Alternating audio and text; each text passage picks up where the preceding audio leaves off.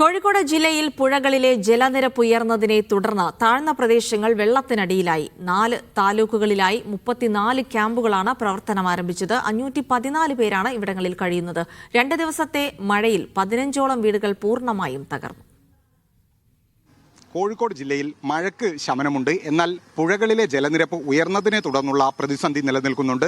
പുഴയോരത്ത് താമസിക്കുന്ന നിരവധി കുടുംബങ്ങളെ മാറ്റിപ്പാർപ്പിച്ചു എന്നതാണ് ഇന്നത്തെ ഏറ്റവും പ്രധാനപ്പെട്ട കാര്യം. അതേസമയം വലിയ കെടുതികൾ എവിടെയും റിപ്പോർട്ട് ചെയ്തിട്ടില്ല.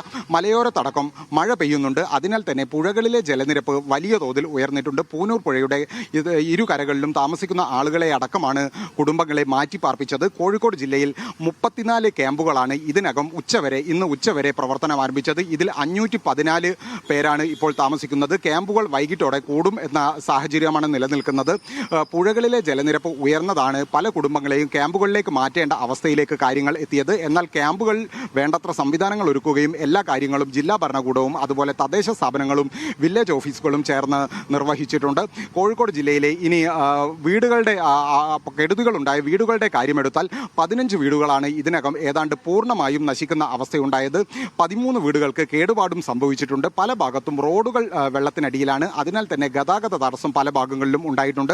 വടകര മുക്കാളിയിൽ ദേശീയപാതയോരത്ത് മണ്ണിടിച്ചിലുണ്ടായി. അതായത് ദേശീയപാതയുടെ ഭിത്തി നിർമ്മാണ സ്ഥലത്താണ് മണ്ണിടിച്ചിലുണ്ടായത്. പുലർച്ചെയായി ആണ് മണ്ണിടിച്ചിലുണ്ടായത്. അതിനാൽ തന്നെ ആളപായമോ മറ്റു പ്രശ്നങ്ങളോ ഇല്ല. ഈ ഭാഗത്ത് ഒരു ഭാഗത്തു കൂടിയാണ് സുരക്ഷ കൂടി കണക്കിലെടുത്ത് ഗതാഗതം കടത്തിവിടുന്നത്.